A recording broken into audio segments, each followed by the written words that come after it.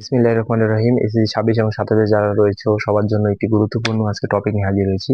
এটা হলো লাসাদেলিয়ান নীতি। এটা তোমাদের রসায়ন বইয়ের পঞ্চম অধ্যায়, যেটা রাসায়নিক সাম্যাবস্থার নাম। এটা খুবই গুরুত্বপূর্ণ একটা টপিক। এই চ্যাপ্টার থেকে এটাই হলো মাস্ট, মানে এটা আসবেই প্রতিটা বোর্ডে 100% লিখে রাখো। এখন তাহলে আমরা লাসাদেলিয়ান নীতিটা কিভাবে আমরা পরীক্ষার খাতায় লিখবো বা কিভাবে আগে বুঝবো, আগে জিনিসটা সম্পূর্ণ আমি এক্সপ্লেন করতেছি। দেখো, আগে লাসাদেলিয়ান নীতিটা তোমাকে জানতে হবে। এখানে আমি লিখে রাখছি সংজ্ঞাটা। কোনো উভমুখী বিক্রিয়া সাম্যাবস্থায় থাকাকালে যদি তাপমাত্রা, চাপ, ঘনমাত্রার মতো কোনো নিয়ামক পরিবর্তন করা হয়, তবে সাম্যের অবস্থান এমনভাবে পরিবর্তন হয় যাতে ওই নিয়ামকের পরিবর্তনের ফলাফল প্রশমিত হয়। আমি জানি তোমাদের মাথায় কিছু ঢুকে নাই। আমরা আগে একটা বিক্রিয়া এখানে দিছি, বিক্রিয়াটা সম্পূর্ণ আগে আলোচনা করব। তারপরে তোমাদের যদি কিংবা সংজ্ঞাটা কোনো কিছুই মনে হবে না, তোমরা তখন এটা বানায়ও লিখতে পারবে। বানায় বলতে ভুল হবে আর কি, তোমাদের মন মতো গুছা লিখতে পারবে। দেখো, আমাদেরকে লাসাপেলিয়ার নীতি যখন ব্যাখ্যা করতে বলবে, তখন কিন্তু একটা উদ্দীপকে তোমার অবশ্যই একটা তোমার কি বলে বিক্রিয়া দেওয়া থাকবে। যেমন এই যেখানে নাইট্রোজেন এবং হাইড্রোজেন মিলে হয়েছে NH3, অ্যামোনিয়া। অ্যামোনিয়া এখন আমরা আগে একটু সংজ্ঞার দিকে খেয়াল করি। কোনো উভমুখী বিক্রিয়া সাম্য অবস্থায় বলছে, কিন্তু সাম্য অবস্থায়, তার মানে সাম্য অবস্থায় রাখতে হবে। তোমরা দেখো তো এই বিক্রিয়াটি কি সাম্য অবস্থায় আছে? না, সাম্য অবস্থায় নাই। কিন্তু দেখো, এখানে একটা এন আর এখানে দুইটা এন। তাহলে এখানে দুইটা করার জন্য এখানে দুইটা এন দিয়ে দিলাম। এবার দেখো এখানে এইচ কয়টা হয়ে গেল, 3 × 6, এইচ 6টা হয়ে গেল। এখানে আছে কয়টা? দুইটা। তাহলে এখানে আমরা লিখবো 3। তাহলে এখানেও 6টা, ওখানেও 6টা, এন হয়ে গেল, এইচ হয়ে গেল, হাইড্রোজেন। এখন দেখো, এখন আমাদেরকে কি কি ব্যাখ্যা করতে হবে। প্রথমে লাসাতিলিয়া নীতি লিখবা, এটা লিখবা। লেখার পরে বিক্রিয়াটা লিখবা, যেটা উদ্দীপকে দেওয়া থাকবে। এখন এটা তাপ উৎপাদী নাকি তাপ হারি তোমরা কিভাবে বুঝবা? দেখো, তাপ উৎপাদী বিক্রিয়ার ক্ষেত্রে অবশ্যই তোমার এই যে তাপ মাইনাস চিহ্ন হবে, এই জায়গায় মাইনাস চিহ্ন হবে। অর্থাৎ যেই শক্তির পরিমাণটা দেওয়া থাকবে সেটা ঋণাত্মক হবে। তাহলে এটা কি? এটা হবে তাপ উৎপাদী বিক্রিয়া। এটা হলো তাপ উৎপাদী, এটা তাপ উৎপাদী বিক্রিয়া। আশা করি বুঝতে পারো। আর যদি প্লাস থাকতো তাহলে কি হতো? তাপহারী বিক্রিয়া। এখন আমরা যে জিনিসটা ব্যাখ্যা করব, এখন সংখ্যাটা আবার খেয়াল করি। সাম্যাবস্থায় থাকাকালীন যদি তাপমাত্রা, চাপ ও ঘনমাত্রা, তার মানে আমাদেরকে তিনটা জিনিস ব্যাখ্যা করতে হবে। কি ব্যাখ্যা করতে হবে? প্রথমে তাপমাত্রা, তারপর তারপর ব্যাখ্যা করতে হবে হলো চাপ।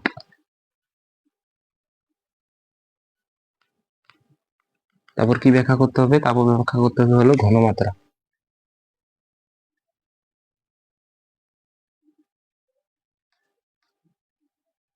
লক্ষ্য করো, এই তিনটা জিনিস আমাদেরকে ব্যাখ্যা করতে হবে, তাহলে আমাদের লাসাতেলিয়ার নীতিটা সম্পূর্ণ হয়ে যাবে। লক্ষ্য করো, তাপমাত্রা।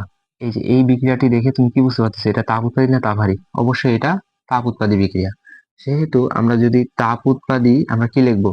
তাপ উৎপাদী বিক্রিয়ার ক্ষেত্রে এখানে তো আগে থেকে তাপ উৎপন্ন হচ্ছে, সেক্ষেত্রে তো তাপের এখানে কোনো প্রয়োজন নাই। জিনিসটা কথাটা বুঝে, এখানে তো আগে থেকে তাপ উৎপন্ন হচ্ছে, এখানে আমরা কেন তাপ দেবো? কিন্তু তোমাকে লাসাতেলিয়ার নীতিতে এটা ব্যাখ্যা করতে হবে যে তাপটা দেও আবার, যদি নাও নিতে পারে তবুও তাপটা দিতে হবে। এখন আমরা লিখবো বিক্রিয়াটি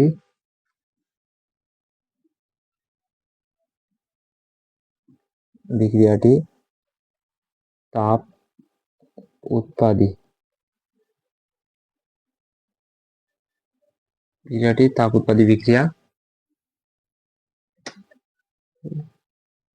তাপ উৎপাদী বিক্রিয়া, তাপ উৎপাদী বিক্রিয়া। তাপ উৎপাদী বিক্রিয়ার ক্ষেত্রে মনে রাখবা, তাপ উৎপাদী বিক্রিয়ার ক্ষেত্রে যদি তাপ দেওয়া হয়, তাহলে কিন্তু এটা কিন্তু তাপটা কোথায় উৎপন্ন হয়েছে? তাপটা উৎপন্ন হয়েছে হলো উৎপাদে। মানে এটা কি? এটা হলো উৎপাদ। আর এটা কি? এটা হলো কি? এটা হলো বিক্রিয়ক। এই দুটা হলো বিক্রিয়ক। এটা কি? এটা হলো উৎপাদ, মানে যেটা উৎপন্ন হয়েছে। উৎপন্ন হওয়ার সময় কিন্তু 92 কিলোজুল পার মোল তাপ উৎপন্ন হয়েছে। এটা কিন্তু এই পাশে হয়নি, এটা এই পাশে হয়েছে, তার মানে এটা উৎপাদে হয়েছে। তাহলে লক্ষ্য রাখো, উৎপাদের তাপ কিন্তু আগে থেকে আছে। যদি আমরা এখন বিক্রিয়কে আবার তাপ বাড়াই, মানে এখানে তাপ বাড়াই, তাহলে কিন্তু এদিকে তাপ হ্রাস পাবে। তাপ উৎপাদী বিক্রিয়ার ক্ষেত্রে তাপ বাড়ালে তাপমাত্রা হ্রাস পাবে। তাপ উৎপাদী বিক্রিয়া, ওই বিক্রিয়াটি তাপ উৎপাদী বিক্রিয়া। তাই তাপ বাড়ালে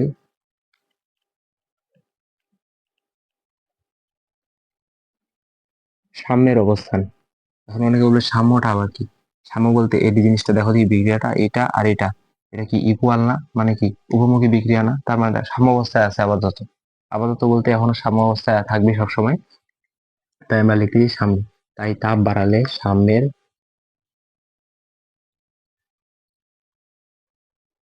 অবস্থান, যেহেতু তাপের প্রয়োজন নেই, তাপ বাড়াইলে বিক্রিয়াটা, এটা এর কোন পাশে, এটা হলো ডান পাশ, ডান পাশ থেকে বাম পাশে সরে যাবে। সাম্যের অবস্থান ডান পাশ থেকে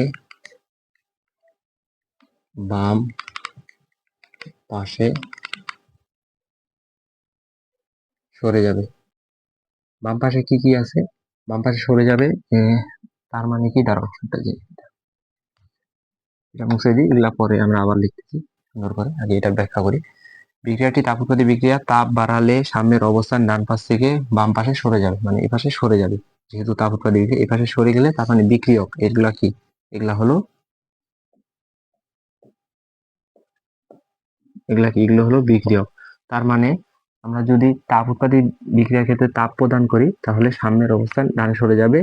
এর কারণে N2 নাইট্রোজেন ও হাইড্রোজেন বেশি উৎপন্ন হবে। এখন অনেকে বোকার মতো একটা কোশ্চেন করবে যে ভাইয়া এটা আবার এই যে নাইট্রোজেন এবং হাইড্রোজেন কেন উৎপন্ন হবে, আমরা তো উৎপাদন করতেছি অ্যামোনিয়া, এই পাশে অ্যামোনিয়া উৎপন্ন হচ্ছে। তোমরা লক্ষ্য করো, এটা কিন্তু উভমুখী বিক্রিয়া, তার মানে বিক্রিয়াটা এদিকেও যাইতে পারবে এদিকেও আসতে পারবে। তাহলে যেহেতু, তাই আমাদের এখানে নাইট্রোজেন এবং হাইড্রোজেন বেশি উৎপন্ন হবে। তাই সাম্যের অবস্থান, তো লিখছি এটা সাম্যের অবস্থান বাম থেকে পাশে সরে যাবে। আবার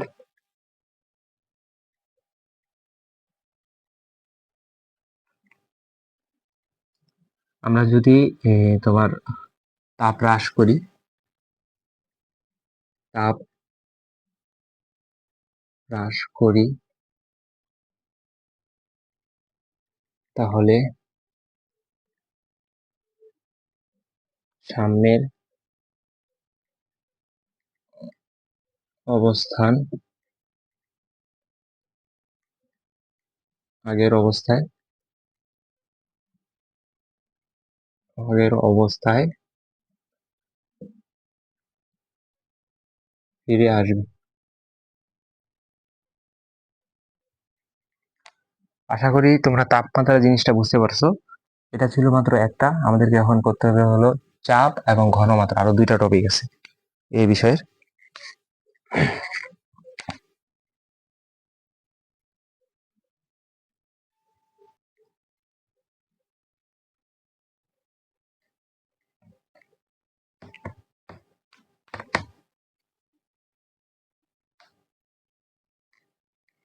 লক্ষ্য করো, আমরা এখন করব হলো চাপ এবং ঘনমাত্রাটা। তাহলে এখানে লিখবো চাপ, চাপের বদলে লিখতে পারো তোমরা চাপের প্রভাব লিখলে হবে, একই হিসাব।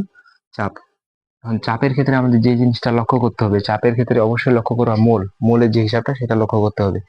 দেখো, এটা হলো বিক্রিয়ক, এটা কি, এটা উৎপাদ, এটা ফার্স্টটা হলো উৎপাদ, এটা বিক্রিয়ক। এখন দেখো এই পাশে এই যে নাইট্রোজেন যে আছে এখানে, সামনে কোনো সংখ্যা নাই, তার মানে কি, সংখ্যা তো নাই এমনিও, কারণ এখানে তো কোনো সংখ্যা দেওয়াই নেই, কোনো কিছু নাই মানে কি, এখানে ওয়ান, ওয়ান আছে, তার মানে নাইট্রোজেন হলো 1 মোল। নাইট্রোজেন কত এখানে, 1 মোল। প্লাস এখানে হাইড্রোজেনের আগে কত সংখ্যা আছে, 3, তার মানে হাইড্রোজেন হলো 3 মোল ব্যবহার হয়েছে এখানে, হাইড্রোজেন 3। তাহলে এখানে কত আসে, এখানে আসে হলো 4। কি 4 আসলে, এটা, এটা হলো বিক্রিয়ক, মানে এই যে বিক্রিয়কের যে মোট মোল সংখ্যা, এটা কি 4 মোল, মোট মোল সংখ্যা 4 আসলো। এখন তুমি যদি এই পাশে উৎপাদের দিকে একটু লক্ষ্য করো, উৎপাদে কিন্তু মোল সংখ্যা কত, যেটা আর কি অ্যামোনিয়া, এটা মোল সংখ্যা কত, মোট মোল সংখ্যা হলো 2, এই যে এত 2 মোল। তাহলে আমরা যদি মানে লাসাদেলিয়ার নীতি অনুযায়ী যদি চাপের প্রভাবটা এখানে ব্যাখ্যা করতে চাই, সেক্ষেত্রে চাপের প্রভাবটা ঘটবে। কেননা এখানে হলো বিক্রিয়কের ক্ষেত্রে 4 এবং উৎপাদের ক্ষেত্রে 2 মোল আছে। আবার মনে করো যদি এখানেও 2 মোল থাকতো, এখানেও 2 মোল থাকতো, মানে একই যদি মোল থাকতো, তাহলে কিন্তু চাপের প্রভাব কোনো হতো না। মানে চাপ দিলে, যেখানে তো আগে থেকেই সমান অবস্থা আছে, এখানে চাপ দিয়ে আর তুমি কি করবা, এখানে কোনো কিছু করা যাবে না। যদি এমন অবস্থায় পড়ে যে এখানে টুমল এখানে টুমল বের হয়, তাহলে চাপের প্রভাব পড়বে না, ওখানে লিখে দিবা তোমরা। এবার তাহলে আমরা এটা ভালো মতো ব্যাখ্যা করি। চাপের প্রভাব আগে লিখবা হলো বিক্রিয়কে বিক্রিয়কে মোট মোল সংখ্যা হলো 1+3=4 এবং উৎপাদে মোট মোল সংখ্যা কত? 2। এক্ষেত্রে চাপের প্রভাব হবে, এটা লিখে দিবা তোমরা। আমি এখন মেন কথায় যাচ্ছি। এখন দেখো, এখানে আমরা যদি চাপ প্রয়োগ করি, এখানে যদি চাপ প্রয়োগ করি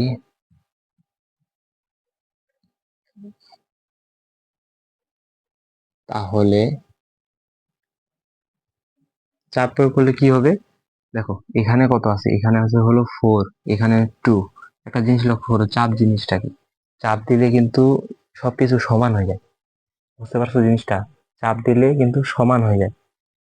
তাহলে আমরা যদি লক্ষ্য করি, এখানে যদি আমরা তোমার এই যে বিক্রিয়কে এখানে চাপ প্রয়োগ করি, এই বিক্রিয়াটিতে গোটাতে যদি চাপ প্রয়োগ করি, বিক্রিয়াটি চাপ প্রয়োগ করি, তাহলে সাম্যের অবস্থান,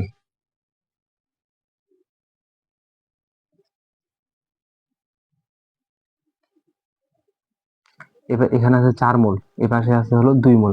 তাহলে 4 থেকে যেহেতু বেশি আছে, কমের দিকে সে অবশ্যই যাবে, চাপ প্রয়োগ করার ফলে সমান হওয়ার জন্য কমের দিকে যাবে। সেক্ষেত্রে এখান থেকে 2 মোল এদিকে চলে যাবে, এই জন্য 2 মোল তো যাবে না, 1 মোল যাবে এদিকে, 1 মোল থেকে যাবে। তাহলে সামনের অবস্থান বাম থেকে ডানে সরে যাবে, সামনের অবস্থান বাম থেকে ডানে সরে যাবে। এটাই হলো আমাদের চাপের প্রভাব। এটা এইভাবে লিখে দিলে হয়ে যাবে, বেশি কিছু লিখতে লাগবে না। লিখলে কিন্তু এটা কিন্তু গ এবং ঘন মূলধন থাকবে, এমনি এটা লেখা লিখতে গেলে অনেক সময় লাগে যাবে। তুমি তেমন ছোট ছোট করে মেন মেন কথাগুলো লিখবা, সেক্ষেত্রে মার্কও বেশি পাবা, সময় খুবই কম লাগবে। এটাই হলো আমাদের ছিল চাপের প্রভাব। এবার শিখবো ঘনমাত্রার প্রভাবটা।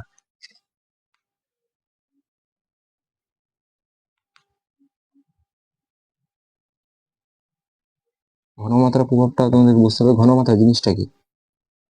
ঘনমাত্রা, যেমন আমরা মনে করো পানিতে যখন চিনি দিই, চিনিটা হলো একটা ঘনমাত্রার কাজ করে, যেটাতে যার কারণে এটা মনে করো পানিটা অনেকটা ভারী অনুভব হয়। লক্ষ্য করো, এবার হলো ঘনমাত্রা প্রভাব। ঘনমাত্রা জিনিসটা কি? ওগুলো কোনো কিছু লিখতে লাগবে না, ঘনমাত্রা জিনিস। তুমি একটা জিনিস খেয়াল করবা, যে কোনো বিক্রিয়ায় যদি ঘনমাত্রা বাড়ানো হয়, ঘনমাত্রা বাড়ানো মানে কাকে বুঝাইছে? উৎপাদে বাড়াচ্ছে না? কখনোই না। বিক্রিয়াটা হয় কিভাবে? আমার কথাটা শুনো দেখি। এটা যে উৎপাদটা যে উৎপন্ন হইলো, কিভাবে উৎপন্ন হইলো? এই বিক্রিয়া করেই তো এখানে সে গেল। তাহলে তার প্রথম ধাপ কোনটা ছিল? প্রথম ধাপ ছিল এই বিক্রিয়কের, এইটা হলো তার প্রথম ধাপ, এটা দ্বিতীয় ধাপ। সেক্ষেত্রে তাকে কিন্তু যদি বলা হয় যে ঘনমাত্রা বাড়াবো, তো ঘনমাত্রা তো উৎপাদে বাড়াতে পারবে না, তাকে তো আগে বিক্রিয়ক এখানে বাড়াইতে হবে। সেক্ষেত্রে ঘনমাত্রা বাড়াবে বিক্রিয়কে, এবং বিক্রিয়কে যে কোনো মূল আর কি, যে কোনো বিক্রিয়া যদি তোমার এই বিক্রিয়কের এখানে যে ঘনমাত্রা বাড়ানো হয়, সেক্ষেত্রে তোমাদের উৎপাদের পরিমাণ বৃদ্ধি পাবে। মানে এখানে যত ঘনমাত্রা বাড়াবা, এপাশে তত পরিমাণ আরো বেশি আর কি যৌগ উৎপন্ন হবে। তাহলে দেখো, আহ ঘনমাত্রা বল লিখবা হচ্ছে বিক্রিয়াটিতে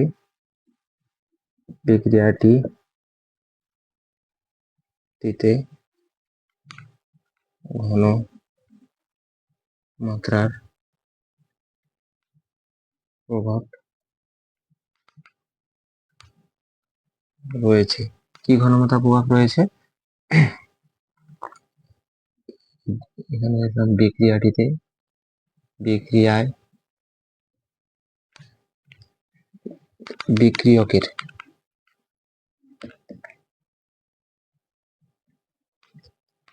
বিক্রিয়কের যদি আমরা কি করি, বিক্রিয়কের ঘনমাত্রা বাড়াই, বিক্রিয়কের ঘনতা বললে ভুল হবে, পরিমাণ বাড়াই, বিক্রিয়কের পরিমাণ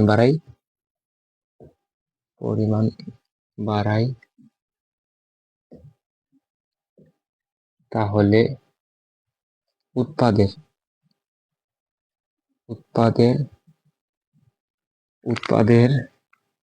ঘনমাত্রা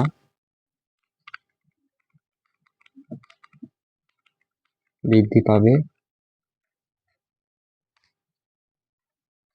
ফলে কি বেশি উৎপন্ন হবে, টু টু এন টু তো দেখা যাবে না, অ্যামোনিয়া লিখতে হবে, NH3 বেশি পরিমাণে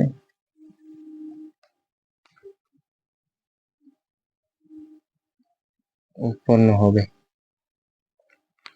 জিনিসটা বুঝছো, বিক্রিয়ায় ঘনমাত্রার প্রভাব রয়েছে, বিক্রিয়াটি বিক্রিয়কের পরিমাণ বাড়ায়, তাহলে আমাদের তোমার উৎপাদের যে NH3 অ্যামোনিয়া রয়েছে তার কিংবা পরিমাণটা খুবই বৃদ্ধি পাবে। এটাই হলো আমাদের ঘনমাত্রার প্রভাব। আমি আশা করি বুঝতে পারছো। তোমাদের এখন যদি সংখ্যাটা একটু পড়ো, আমি বললাম কিছুক্ষণ আগে যে সংখ্যাটা কিন্তু খুব ইজি লাগবে শেষের দিকে। দেখো এখন তুমি মনে মনে পড়ো যে আমরা কি করছি।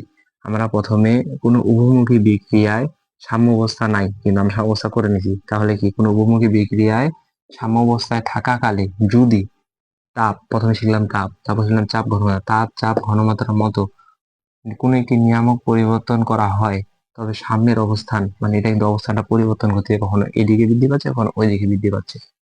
তাহলে সাম্যের অবস্থান এমন ভাবে পরিবর্তন হয় যাতে ওই নিয়ামকের পরিবর্তনের ফলাফল প্রশমিত হয়। তাহলে কিন্তু প্রশমিত করতেছে। জিনিসটা হলো সিম্পল খুবই।